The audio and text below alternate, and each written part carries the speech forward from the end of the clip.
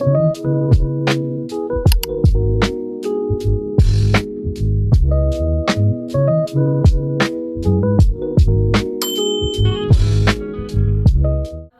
warahmatullahi wabarakatuh. Baiklah, saya akan membacakan modul dengan 5 judul. Judul pertama yaitu pengantar studi Quran. Pengantar studi Quran merupakan serangkaian 3 kata dari bahasa Arab, yaitu al-madkhalu ila ilmi al-Quran. Kata studi berasal dari bahasa Inggris yang diadopsi ke dalam bahasa Indonesia. Bentuk aslinya adalah studi. Jika terjemahkan ke dalam bahasa Indonesia menjadi mempelajari atau mengkaji. Nama-nama lain Al-Quran ada 4. Yang pertama Al-Furqan, yang berarti memisahkan atau membedakan. Yang kedua Az-Zikir, yang berarti peringatan. Yang ketiga At-Tanzil, yang berarti diturunkan. Yang keempat Ar-Ruh, yang berarti jiwa. Judul selanjutnya yaitu pengertian tafsir dan takwil serta perbedaannya. Secara bahasa, tafsir berasal dari kata fasara yang bermakna menjelaskan, menyingkap dan menerangkan sesuatu yang samar. Menurut Hakmi Hidayat dalam Jurnal Studi Islam Indonesia, tafsir adalah usaha manusia yang dilakukan oleh seorang mufasir untuk mengungkapkan pesan ilahi yang terkandung dalam Al-Quran melalui pendekatan kebahasaan, riwayat dan konteks histori. Sedangkan takwil berasal dari awala yang berarti mengembalikan sesuatu kepada asal atau maksudnya.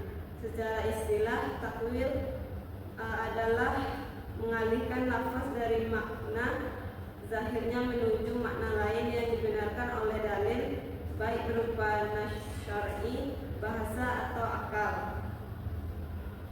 Perbedaan tafsir dan takwil yaitu fokus pada makna, yang kedua fokus pada metode, yang ketiga fokus pada objek. Tujuannya yaitu tafsir bertujuan menjelaskan pesan Al-Quran secara praktis agar dapat diamalkan, sedangkan takwil bertujuan menjaga kemurnian akidah, memberikan makna rohani dan menjawab persoalan filosofis. Judul selanjutnya yaitu kewirausahaan dalam ekonomi kreatif dalam Al-Quran. Kewirausahaan adalah berasal dari bahasa entrepreneurship dalam bahasa Inggris yang berarti bertualang atau pengambilan risiko. Kewirausahaan dapat diartikan sebagai usaha yang kreatif yang dibangun untuk membangun value dari yang belum ada menjadi ada.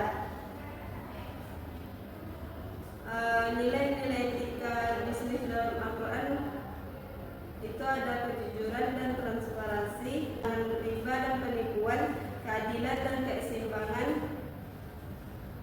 serta mengutamakan kemaslahatan. Ekonomi kreatif adalah suatu konsep di mana ilmu pengetahuan dan teknologi berkontribusi dalam mendorong pembangunan ekonomi. Judul selanjutnya yaitu Al-Quran sebagai keseimbangan dunia dan akhirat. Al-Quran merupakan kitab suci yang diyakini berisi wahyu yang otentik dari Allah. Umat Islam meyakini dan menempatkan kitab suci ini sebagai sumber utama ajaran Islam dan menjadi pedoman hidup yang bersifat abadi dan universal. Kehidupan manusia terdiri dari 2 aspek yang penting, yaitu kehidupan dunia dan kehidupan ukhrawi. Manusia harus bisa menyelaraskan dan menyeimbangkan 2 aspek tersebut dalam semua aktivitas sehingga dapat memenuhi kewajiban jasmani dan rohaninya. Keseimbangan hidup di dunia dan akhirat adalah ajaran agama Islam yang harus dijalani oleh umatnya sebagaimana yang sudah tertera pada pedoman umat Islam yaitu Al-Quran dan Hadis.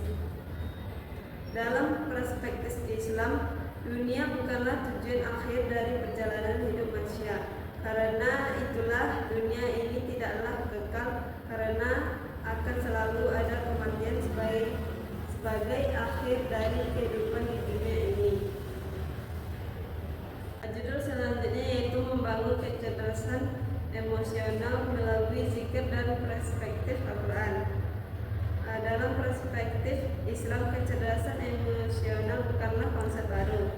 Sejak turunnya Al-Quran, Allah telah mengajarkan umat Islam tentang pentingnya pengendalian diri, kesabaran, dan ketenangan hati.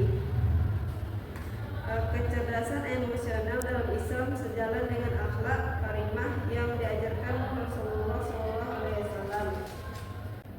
Secara etimologis, kata zikir dalam Al-Quran yaitu bermakna yang pertama mengingat Allah dalam hati, yang terdapat dalam Quran surat Ar-Ra'd ayat 28. Yang kedua menyebut nama Allah dengan lisan, yang terdapat dalam Quran surat Al-Ahzab ayat 41 sampai 42. Yang ketiga menghayati ayat-ayat Al-Quran yang menjadikan pedoman hidup, yang terdapat dalam Quran surat As-Sad ayat 29.